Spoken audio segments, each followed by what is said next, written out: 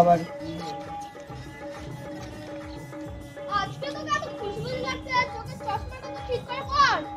হ্যাঁ পড়লাম, বলো। চলাও।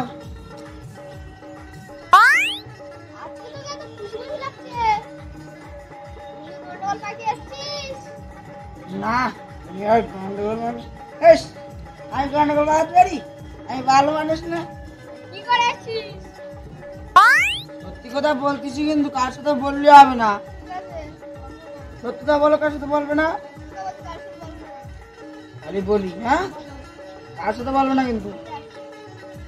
আমি দুটো মেয়েকে একসাথে প্রপোজ করলাম।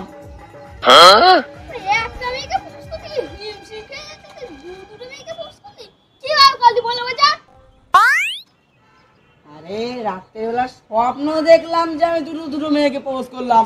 স্বপ্নে দেখে এসে এখানে বলছিস কেন?